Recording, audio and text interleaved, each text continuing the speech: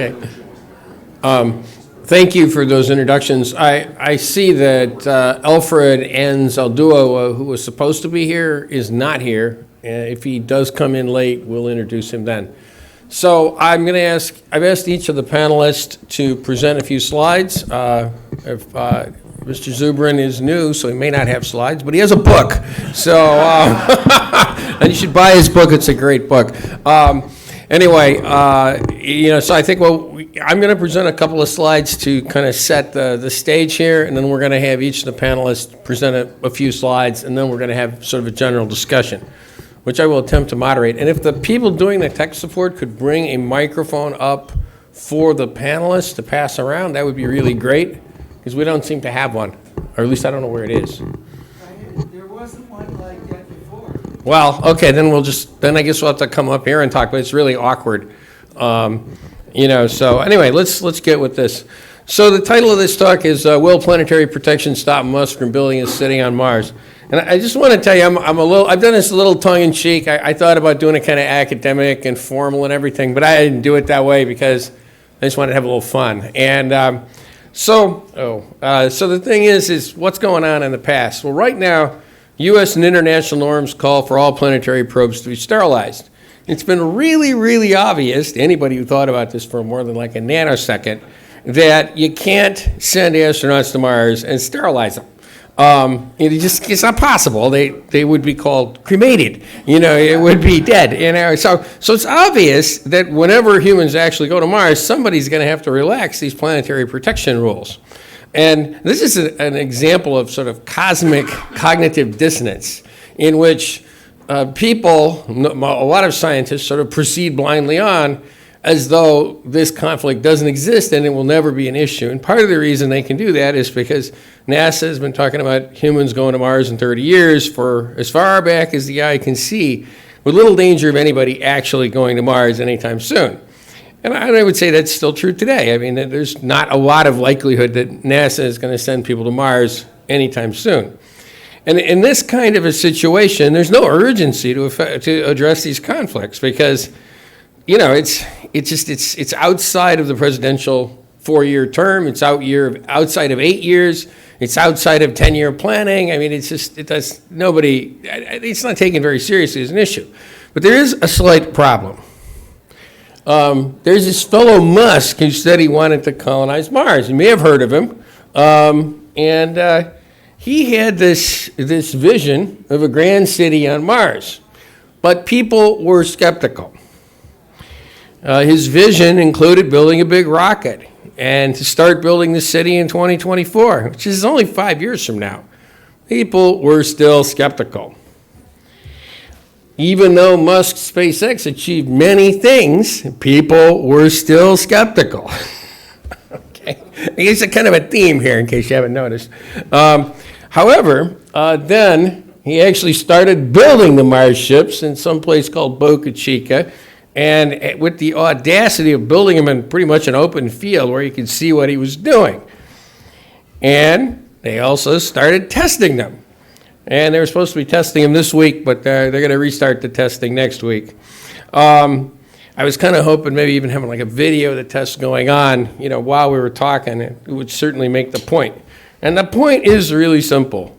Musk may be schedule challenged, but space policy is a lot slower. And we have, at most, 10 years to a massive train wreck. Hence the Clyde. Time is running out. Now, it occurs to me that this train wreck is likely to be even more significant than you might imagine, because I've just seen another train wreck in operation in the last week, in which even though Elon Musk and multiple other companies have been talking about launching LEO mega constellations for like 10 years, and they've been applying for licenses and getting licenses and talking, and even some of them had started launching them. It wasn't until Musk launched the first 60 Starlink satellites that astronomical groups woke up and said, what? Somebody's launching 12,000 satellites. Maybe we should do something. and this is hard to imagine the lateness of this. There must have been hundreds of newspaper articles about these things, and it suggests that a massive level of cognitive dissonance in which people are, in which famous scientists are simply almost incapable of perceiving that things are changing and stuff is happening. And so that pretty much guarantees that the point at which they will become truly alarmed about planetary protection is after Musk has launched the first rocket ship to Mars.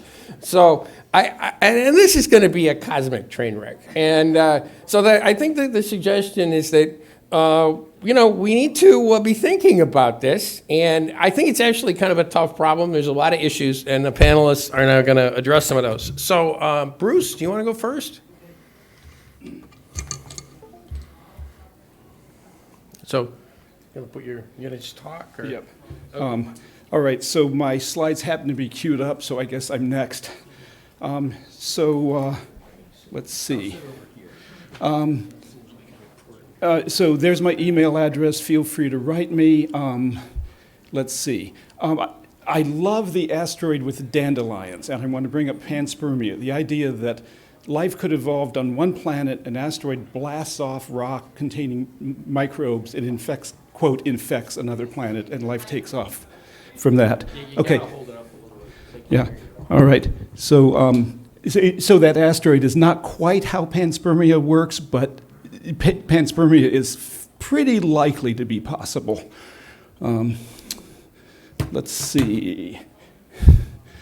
That was a mood shot. So way back in the last century, I came up with the idea of masonry on Mars in the lower left, and then more recently, a project within the Mars Foundation, we were designing bases like this one. That would be built by 12 people, for 12 people, a lot of automated equipment, and we estimated the cost would be the same as 3 round-trip exploratory missions. You save money by not bringing the people back. You have to spend money by taking equipment. And interestingly enough, this particular design had a lot of masonry architecture, very much from 2,000 years ago, in the lower right, except for the pressure. There's a little pressure door in what would otherwise be built by Romans. So, and more recently, we're trying to figure out how to get the cost down, like only send 2 people, send a greenhouse that's hermetically sealed ahead of them, and test out plant growth. Soil microbes would be required, as far as we know. Also send a makerspace where they can make more greenhouse equipment, and then later make more habitats. And Brian's in the room, yeah. Thank you, Brian, for these illustrations, for some of them. So that's one of the modular houses they might live in. And we worked out a scenario. You can ask me about that later. And if anybody wants to join us, either in the special interest group or a Mars Foundation project, I'm hoping to put some of these pieces together into a growing Mars village, so that can be a project this summer. And a quiz at the end, ask me afterwards, who is Shepherd Simon right there? And by the way, one of the reasons to live somewhere beyond the planet is in case something bad happens to Earth. This is a hypothetical black hole going through the Earth, and the Apollo astronauts have no place to go home to. So it'd be nice to have 2 or more homes. By the way, I'm a firm believer in orbital space settlements. I just happen to think Mars is the best place to grow food initially. And do I have another slide? Okay, this is too wordy.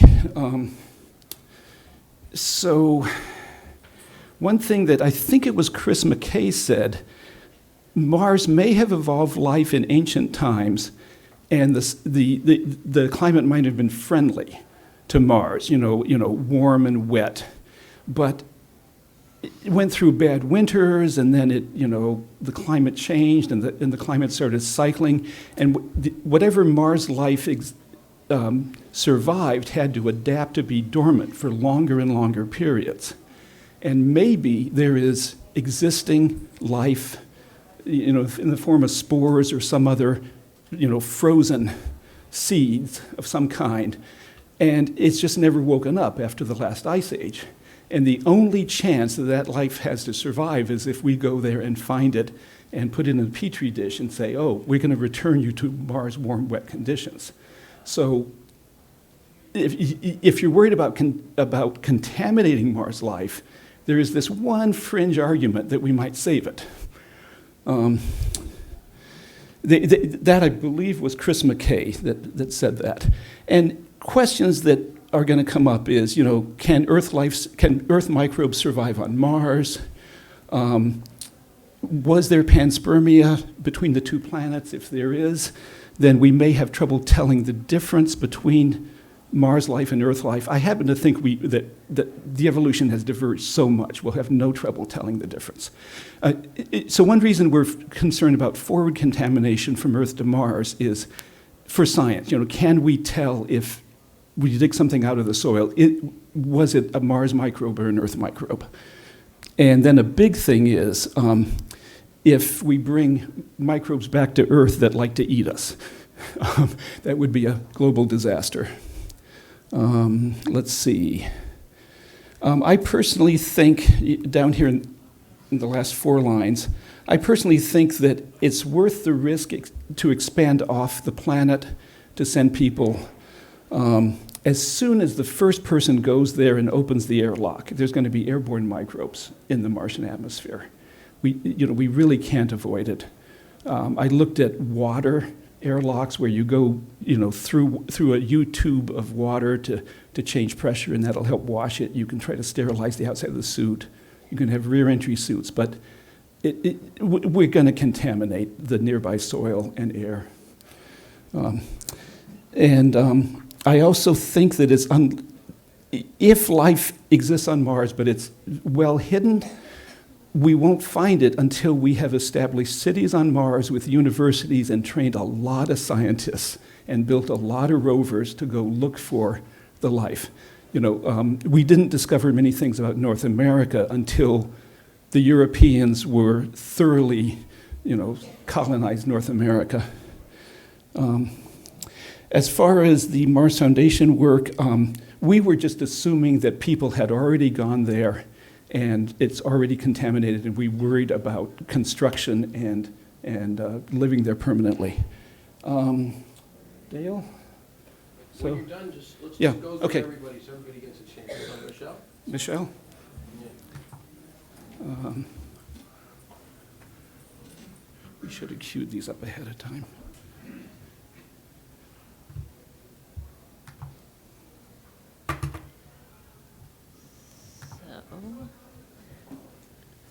Very brief remarks, because I'm just the lawyer. I'm advising clients who want to go to Mars.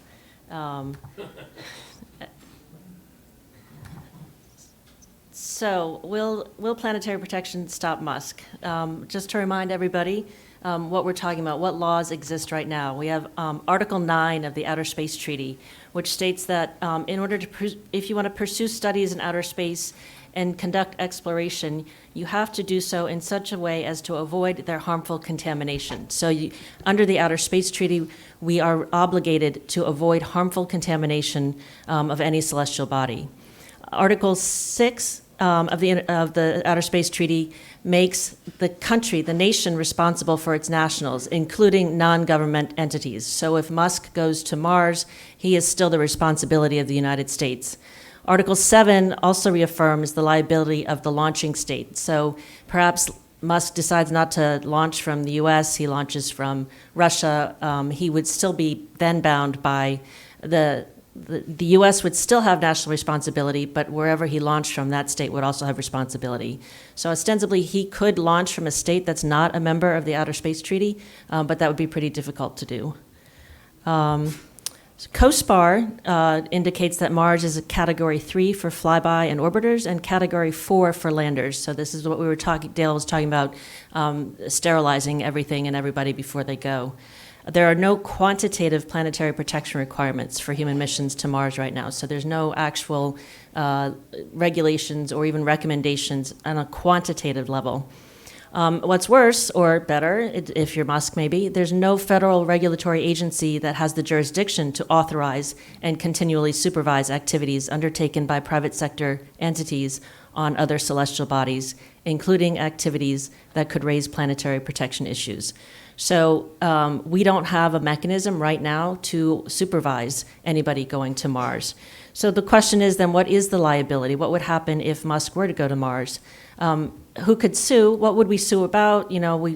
Contamination was just talked about, back contamination, but we also have to think about the loss of possible benefits to humanity. I was talking to Dave Stewart earlier, think about possible medicines that could be found in organisms that exist on Mars that we didn't know about and that could cure cancer, whatever. So this is, didn't mean to say whatever, but this is in terms of if Musk goes to Mars, who is responsible for him, the United States? Who would sue who would make the argument? What country, what other nation would say to the United States, you've violated the Outer Space Treaty? As I always say as a lawyer, what are your damages? What are we suing for at that point? So from a planetary protection standpoint, we really don't have anything that can stop a village on Mars, either by Elon Musk or UAE. Thank you. Those in the back, there's room for about 10 people up front. Would many people come up to these front rows?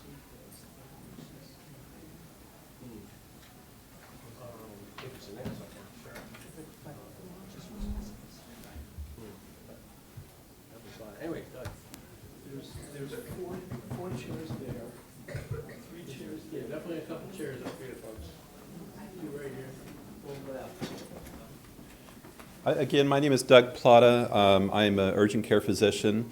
And earlier, Dale says that you cannot sterilize astronauts going to Mars. That's not true. I've done vasectomies. They're pretty easy, so we can sterilize them. See, there's solutions for everything. So. Somehow I don't think they'll satisfy the lawyers or the Okay, so, nor the insurance companies, actually. They probably won't pay for that.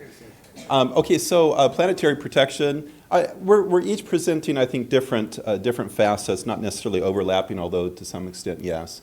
But subtitle, this might get messy, and this is sort of a point that I think I want to contribute to the discussion, because I think some of these things maybe have not been adequately addressed. So I think that there's arguably considerable uncertainties in this question. Let's go through them. How many potential niches are there on Mars? Does anybody have a number? Is it? It's a lot. It's 42. So there's an uncertainty right there. We don't know how many potential niches there are on Mars. How many of those potential niches need to be examined before saying that there is no life on Earth, on Mars? Okay, all of them. How long would that take? Okay, what impact would an unknown, because you may not have discovered it yet, but maybe it's there, unknown Earth-related bacteria, not Dutch elm disease, but Earth-related bacteria like nitrogen-fixing bacteria. Okay, something that we depend upon. What impact would an unknown Earth-related bacteria on Mars have if it was brought back on Earth, including its viruses that co-evolved with it? Okay. Does Elon have the right to run this experiment on those people on Earth who did not think he has the right to do that? Okay, that they didn't consent to it, and yet they could potentially, theoretically, be impacted by it via reverse contamination. Okay, and then finally, sort of the big one, and this is sort of my emphasis here, is how will these uncertainties play out in the public arena, like in the news? Okay, so. You can't prove a negative. This is a geologic map of Mars. How many niches do we have there? Some people say, well, we need to go to Phobos and Deimos and do telerobotics until we clear Mars of having bacterial species. Well, how in the world, at what point do you say that that job is done? Okay? Can Elon get us there? I think, so here's his vision, and here he's really working on it. He's going gangbusters, and nothing's going to stop SpaceX. They are moving this direction. I believe that before, the closer that SpaceX gets to launching people to Mars, the more relevant the question of planetary protection becomes. We're not there yet, but the closer we get, it's going to become more and more acute, and I am concerned that there's going to be people that will really rise up and start agitating this issue and affect whether he's allowed to launch, okay, from a political standpoint. Will Elon be able to afford it? Just briefly, well, we had this recently, and That's what I was talking about. that's very impressive. The Starlink satellites going in a train, okay, so that is what he says is will fund the development of the settlement. And let us not forget the main way of paying for it is people's savings. This will be the main source of funding, okay? Don't look for unattainable on Mars. It's savings made in other markets at other places in time, okay? A city in Mars, do I support that? Despite the uncertainties, I would say it is worthwhile. I definitely support establishing a city in Mars, despite saying that there are uncertainties involved. And that's not because of the potential risk of unknown level, but because of the value of doing this, both the value in terms of sort of human destiny, a great future, but also for the sort of the ultimate goal of space advocates, and that is making humanity multiplanetary and the safety that goes along with that. But there are these considerable uncertainties, and how will these uncertainties play out in the public arena or the news? Okay, this is something I want for us to think about here, okay? So imagine, I'm not pointing to anybody in particular, just using these people as an example. But imagine you have a prominent public personality, like Bill Nye the Science Guy or Emily Lakdawala, or, you know, people sort of from that planetary perspective or wherever, who, Neil deGrasse Tyson, somebody who's really articulate and can really highlight these uncertainties and say, wait a minute, should we be doing this because there are these potential risks? What about a professor who, you know, maybe has some credentials in the biological sciences? What if somebody like that comes forward? What if some sort of activist, a young person saying, hey, what right does SpaceX have to risk my generation? Did I vote for this, you know? Internationally, there could be countries that will give pushback. Now, can they legally go ahead and stop it? Maybe not, but I don't think legal technicalities is the only thing that determines how things go. How politics can interfere with that.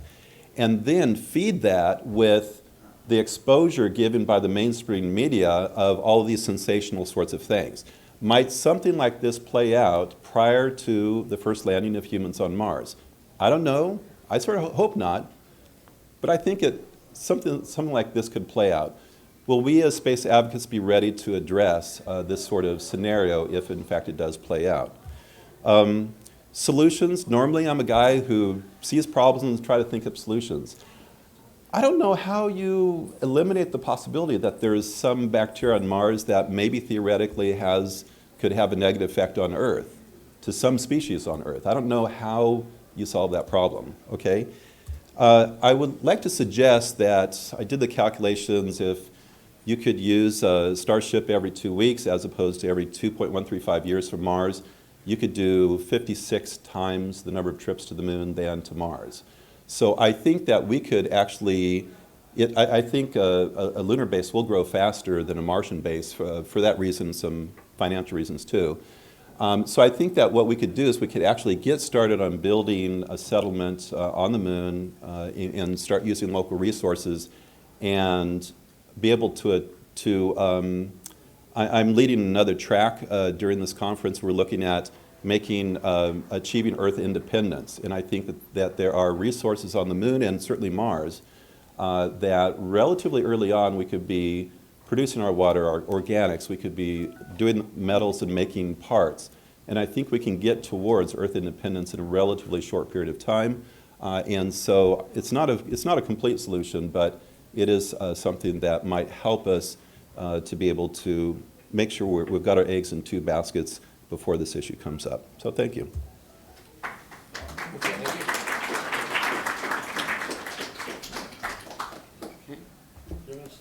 No, I have no slides, but yes. The book does have a whole section in it on why the Planetary Protection Program needs to be shut down.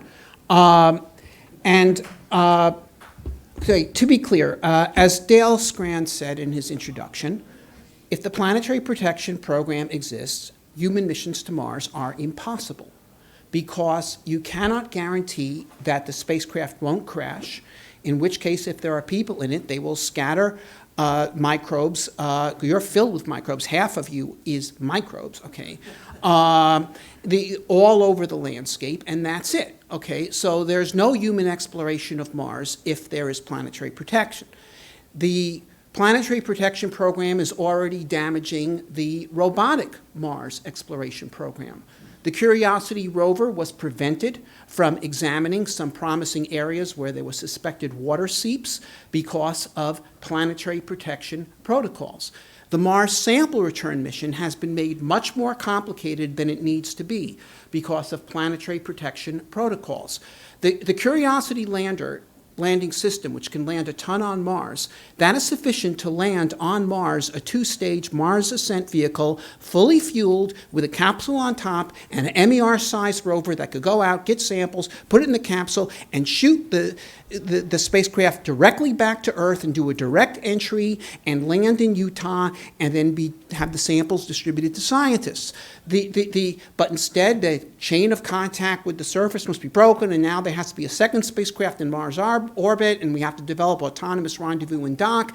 And then there's some people that say that even that spacecraft can't come back to Earth. They want to send it to the lunar orbit toll booth and put it there, which defeats the whole purpose of sample return, because the purpose of sample return is to have the sample being examined by 1,000 different professors at different universities that are specialists in all sorts of areas, as opposed to 4 astronauts who are not trained in the area using a limited set of equipment on a space station.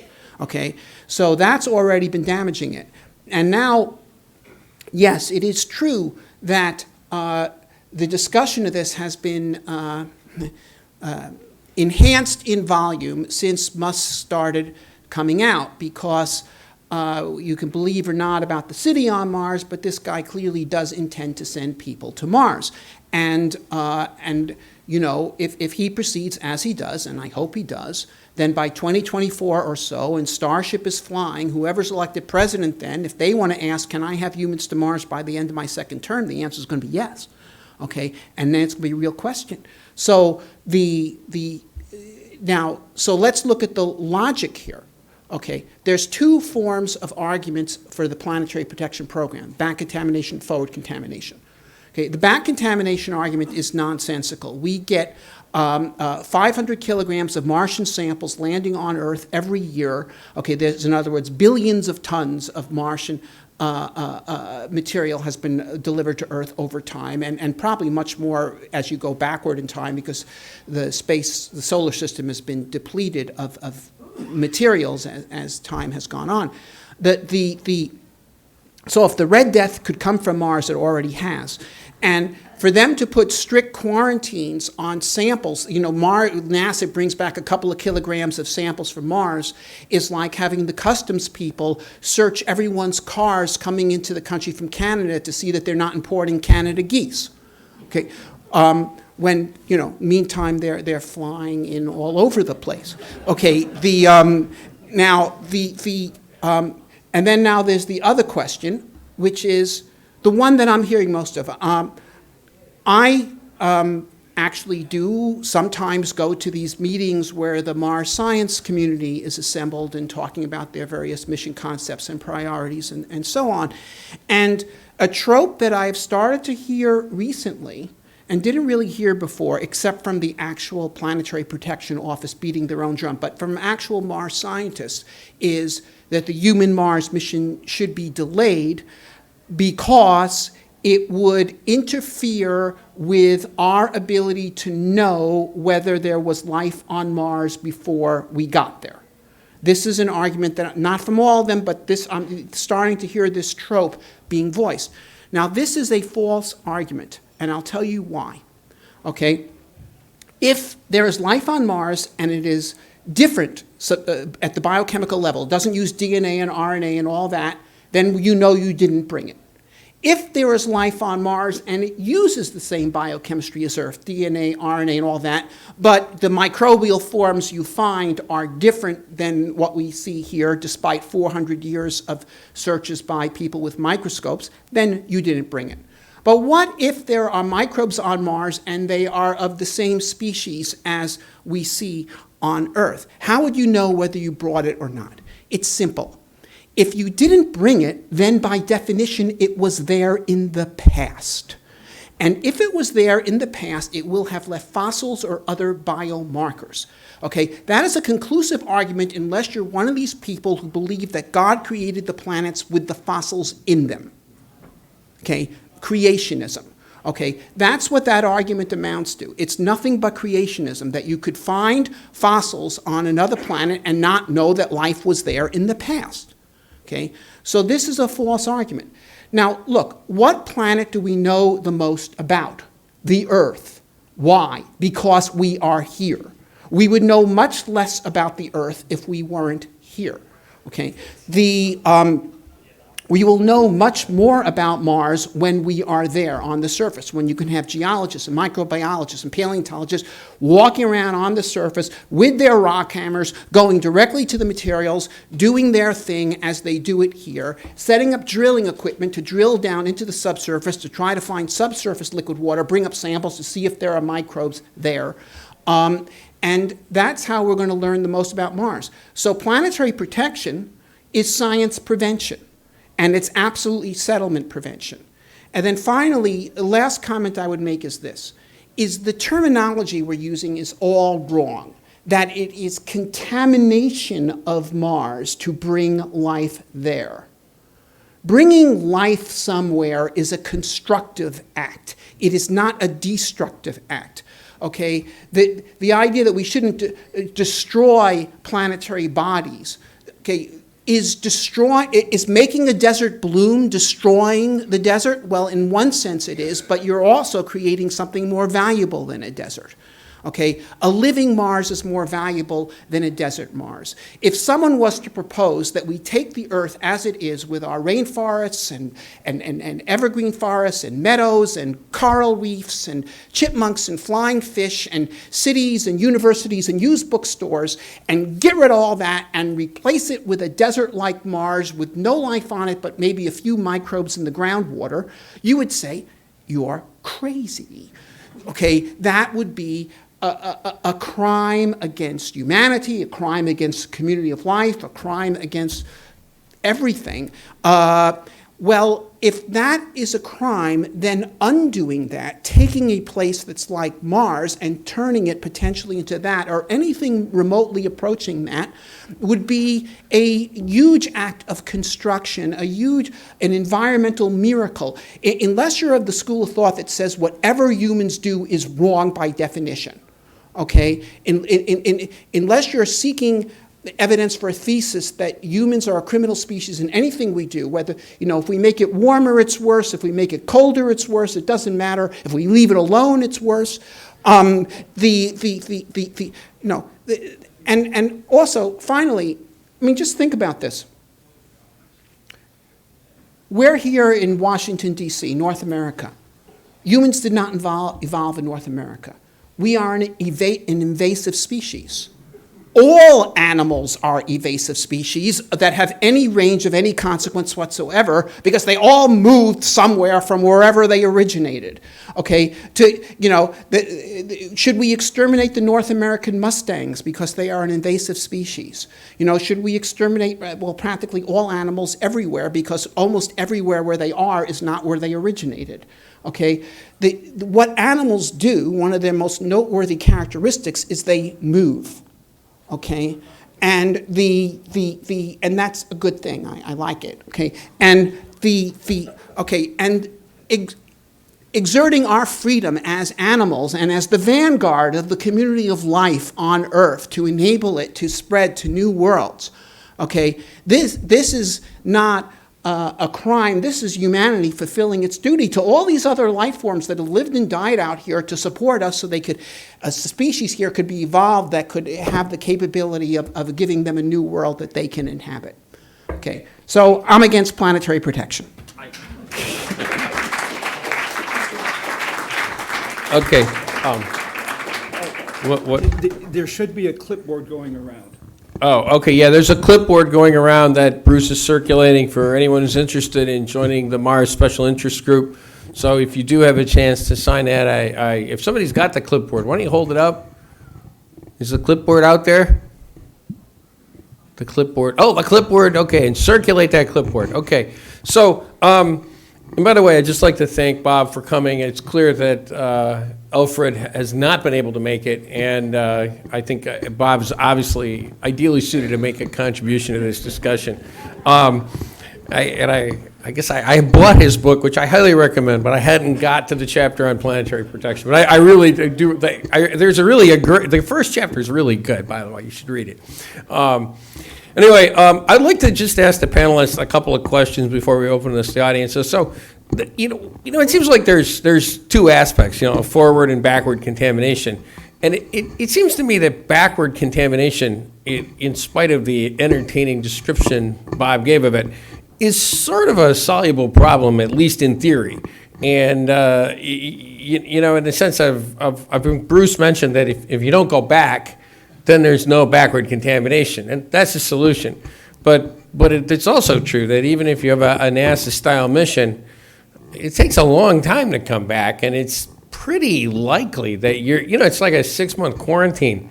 So maybe the panelists could address that. And I think there may be a microphone here. Yeah, so pick up that microphone. Oh, there it is. Oh, I didn't know I was going to be, is it on? Okay. Certainly if you are taking 8 months to come from Mars back to Earth, and that's an 8-month quarantine. If something's going to kill you in 8 months, it will be pretty obvious. But I think a lot of things can go wrong. There could be microbes that do not manifest themselves on the spaceship during the return flight. So I got a slight concern about it. I want to tell a story related to this that I forgot to. When the first few Apollo astronauts came back, they were put into this isolation, chamber for a couple of weeks. It was an Airstream trailer, and basically a doctor went in and they wanted to see if they were, going to get sick from hypothetical lunar microbes. They didn't get sick. So the Navy, they went on and they had the ticker tape parades, and the Navy supposedly cleaned out the trailer using their standard Navy sterilization techniques, for risky things, which was to swab them in iodine. Now, iodine is very reactive. You could conceive of life that likes to drink iodine the same way we breathe oxygen. They're both highly reactive. Then the Navy used their standard protocol to get rid of waste, which is to dump it in the ocean. Try to figure out any environment that is more conducive to life spreading and less monitored than the middle of the Pacific Ocean. So, I think we can, if something's going to kill a person, I think we'll know it. But a microbe coming back, affecting some other microbe, I guess you're right. There could be a secondary effect. What do the other panelists think?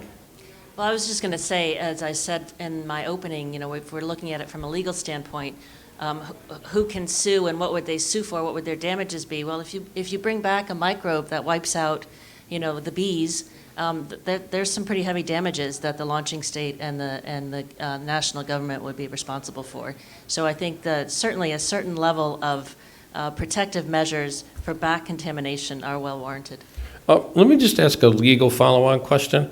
So this has to do with the potential liability, and it seems to me that the issue is going to come to a head before a launch. Obviously, if someone came back and the Earth is contaminated and people are falling down dead everywhere, liability would be trivial to establish. But before the launch, it's totally speculative. And I mean, really speculative. So I'm just wondering how that would litigate. Like, can you get an injunction? Yeah, could you get an injunction? I guess that's my question. I mean, you can certainly get an injunction. The question is who's going to pay attention to it? I mean, if the U.S. has decided we think that this is going to be clean and this is a good idea, then we get an ICJ decision against us. I mean, we don't often follow the opinion of the ICJ. So an injunction, sure, we can get the name and shame and wag your finger. But ultimately, that's not going to stop a country that wants to do this. So, Or will encourage Elon Musk So let me ask a follow-up legal question. So it occurred to me, you were talking about liability related to, like launch sites in the U.S. and so on. But it occurred to me, and I didn't say this, Jeff, don't write it down. But it seems to me extremely likely that Elon will launch in the continental U.S. for quite some time, many years anyway, going to the moon, launching military payloads and so on. And when the Starship is truly perfected, he'll start launching from an offshore platform because he almost has to. It's so loud that I think you're going to have a lot of difficulty having frequent launches from anywhere in the continental U.S. And then the question is, what's the legal status of launching, on an offshore platform that's really outside territorial waters? So the question is who built the platform then? Whatever nation was responsible for the company that built the platform would become the launching state. And certainly if Musk and SpaceX remain U.S. citizens and U.S. corporations, the U.S. will also remain on the hook. Right. So, but, at least theoretically, you could contact Micronesia and say, Absolutely. Theoretically, Elon Musk could form a shell corporation in North Korea and have it build a platform in the open ocean, and he is no longer bound by the Outer Space Treaty. I mean, especially if he rescinds his U.S. citizenship and goes to one of these. Which may be his intention, since he doesn't want to retire on Mars. Anyway, other panelists.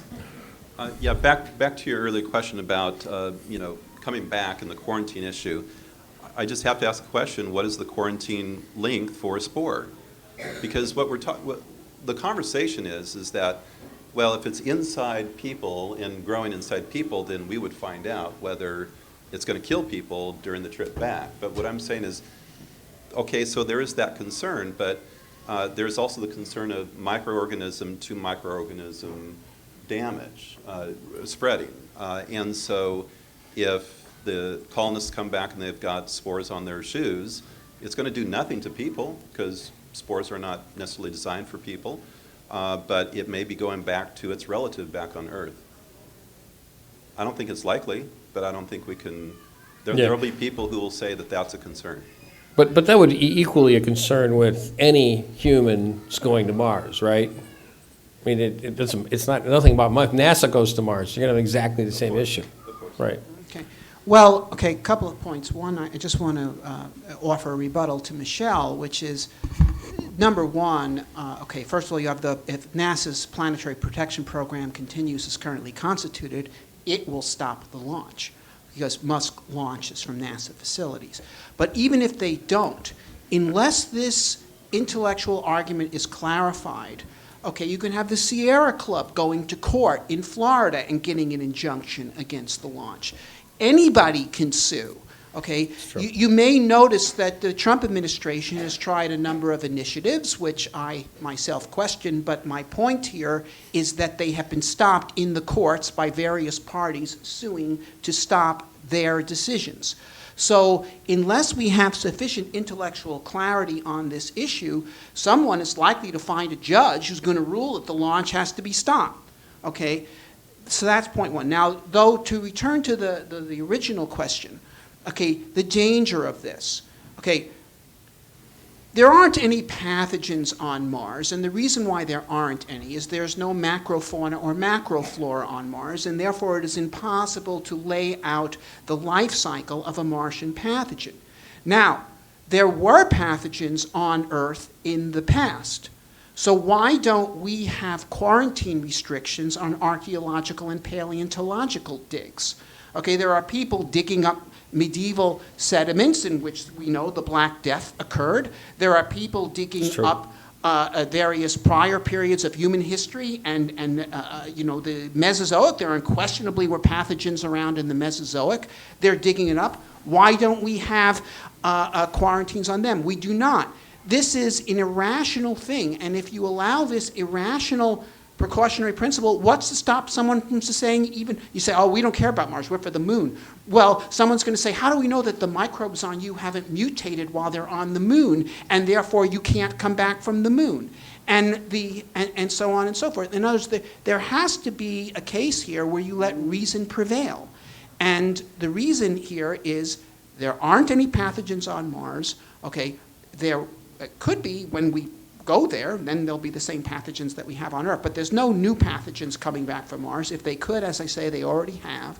Okay, and there are far more dangerous sources of contagion, real and potential, on Earth that we take no such precautions against. And finally, if you say, well, we're going to increase the cost of the Mars sample return by $1 billion by putting an extra spacecraft in here is to eliminate the chain of contact with the surface, and this is for the public safety on Earth. If you went to the actual medical community and said, we've got $1 billion to spend on public health, should it be spent on enhancing the contamination precautions on the Mars sample return, or should it be spent on public vaccinations? Okay. What do you think they would say? In other words, if your objective is sample return, do the sample return. If your objective is public health, spend the money on public health. They know how to spend it. But don't greatly complicate the sample return and as well as, of course, human Mars missions by adding all these requirements to them, which cost money, a lot of money, and which, if the concerns for public health, would not be spent in this manner at all. Okay, sounds good. Let's have a couple of audience questions. So I guess the hand back there, that must be Rick Tumlinson. He went up first. I should prohibit him from talking, but go ahead, Rick. Go ahead, Rick. Far before this hits the courts, this is going to be tried, the litigation is going to occur in the court of public opinion.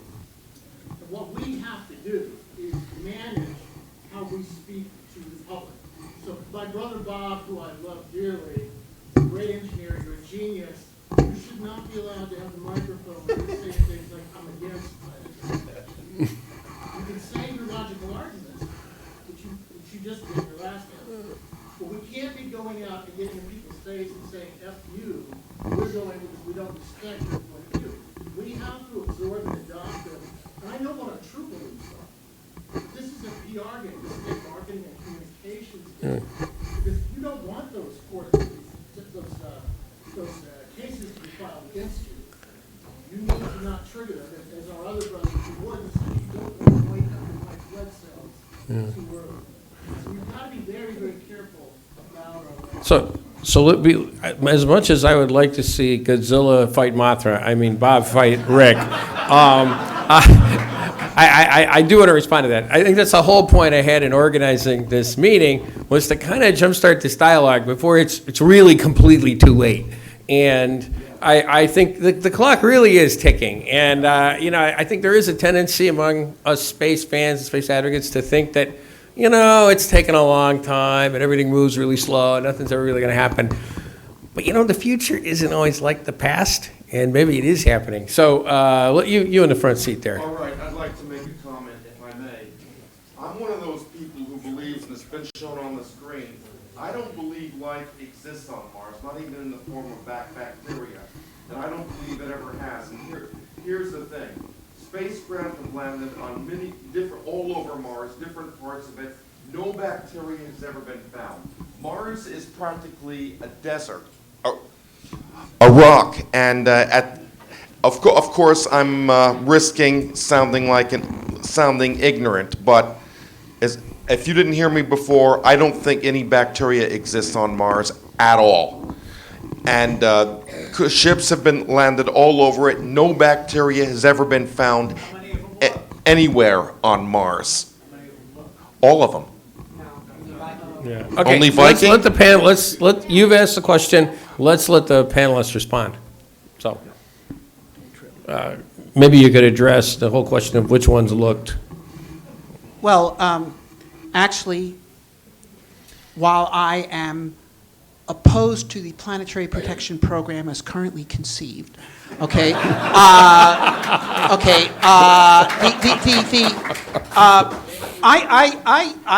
frankly do think there's life underground on Mars, and I'll tell you why.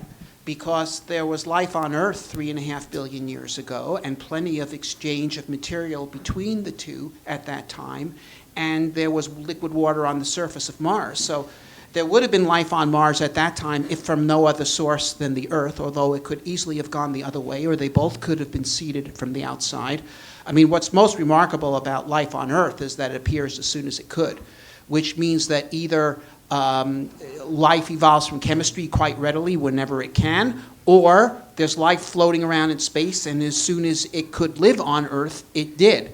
And either way, it means that life is a general phenomenon in the universe. That's my own personal point of view. I don't think there's life on the Martian surface. It's bathed in ultraviolet. It has no liquid water. There's all sorts of other things there. But there's groundwater on Mars, and the earliest life forms of Earth, which were anaerobic, they couldn't tolerate oxygen. When the surface of the Earth became intolerable for them because of the activities of photosynthetic organisms putting oxygen in the atmosphere, contaminating the Earth with oxygen, they retreated into the groundwater, and they're still there 3 billion years later. Okay, you know, they've seen the trilobites come and go, the dinosaurs come and go, the Wehrmacht come and go. You know, and that, by the way, is why we're not going to harm life on Mars. If we go to Mars, even after we terraform Mars, if there's life underground on Mars, we'll harm it no more than we've harmed the underground life of the Earth. But be that as may, I mean, if we're going to find out this question, because this is really a question bearing on human knowledge, we need to go. Doug, do you want to add to that? Well, I wanted to respond to Rick's comment, because this is basically my argument that I made in my introductory remarks. I think the closer that we get to humans on the craft heading to Mars, this issue is probably going to become pretty prominent. What I would say, however, is I think we can try to make rational arguments against these concerns, but people believe all sorts of things, and they can make sophisticated arguments. And I think it's an uphill battle. I think there will be judge shopping, and there will be injunctions and things like this. I think that's I could conceive of that. That's a real possibility. So I'm a bit of pessimist in terms of us being able to nip this in the bud. I think it's something we're just going to have to face. One more question, I think. Okay, the gentleman with the fast hands back there. You can come forward if you want. Pascal Lee, I'm a planetary scientist. I just want to give a quick comment on this. First of all, this is not a new problem. It's dealt with entire conferences that are dedicated to discussing this. And it's not a matter that is very simply dismissed by facts that are sometimes incorrect, by just a lot of enthusiasm for space and human exploration. I personally want to see humans go to Mars. To make this comment very short, I think that at the end, what will have to happen is, first of all, recognize that the back contamination, contaminating people back on Earth, will be the greatest issue that we have to address in terms of public opinion and concern. Not necessarily in terms of the scientific reality. But the forward contamination is something that we're probably going to are able to live with, even on the scientific side. In other words, even if we are going to contaminate Mars as we explore it, I still think that there's value in doing that, because we might find alien life there that's not of the Earth. And we won't necessarily be, I don't think it will be a problem for us to recognize the distribution too. The back of contamination is a major issue. The solution for that, the practical, pragmatic solution to that ultimately will be quarantine. We've done this for ages. It's a practice that will just have to be scaled up in the context and at the magnitude of a human mission to Mars. If you're going to go to Mars and you're coming back to Earth, you probably have to stay at a known space station or spend more time in deep space on your journey back, basically to see what happens to you. Oh. And that, to me, is probably going to be the compromise solution for getting humans there and not risking anything. So if I could follow up, based on your knowledge, I mean, given that most trajectories have a pretty long return voyage, 4 months, 6 months, you can argue, but a long time, especially long compared to the Apollo so-called quarantine. I wondered if you feel there's a consensus of what a reasonable quarantine period would be. A few years. A few years, okay. Well, We're talking about protecting humanity, appeasing public opinion. This is not a scientific argument. This is a public opinion. so if I could just follow up, because you seem to know something about this. why was it okay during Apollo to do 2 weeks or 3 weeks or whatever they did, and now someone thinks 2 years is necessary? Because the moon had no atmosphere, no running water, and they were just no concern for that. Plus, the greatest concern at the time was communism, the Soviet Union, so Okay, go there. okay. Look, There was concern, and it was addressed by quarantine. got it. Okay, if you want to say one, you really want to say something, but then we got to close this off. Okay, yes, but Pascal, I'm just going to bring up this question again. That is, you're talking about quarantine of humans, okay? Diseases take a certain amount of time to develop in humans. We understand that. But what about like spores that affect not humans, but related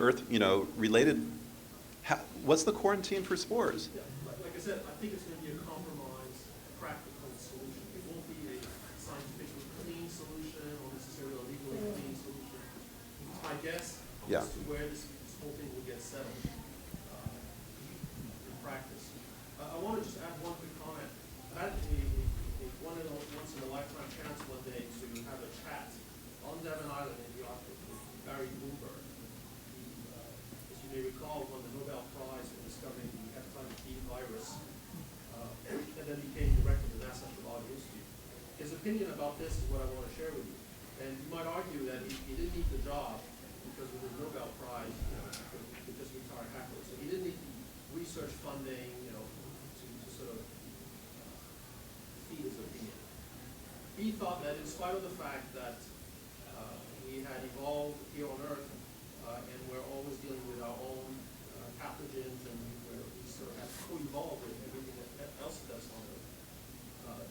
It is still a possibility that we could find a virus on Mars, a pathogen on Mars, a microbe on Mars that could be lethal to us humans and to other forms of life on Earth. That was his opinion. I asked him that question very specifically, and that was his opinion. So arguments that I heard earlier are just factually incorrect, and somehow we have no risk. Okay, thank you. I'd just like to say this has been a great panel. This has been a wonderful audience. I think this has been a real collegial and friendly discussion, and I really thank everybody for coming and participating. Thank you, and have a great rest of the conference.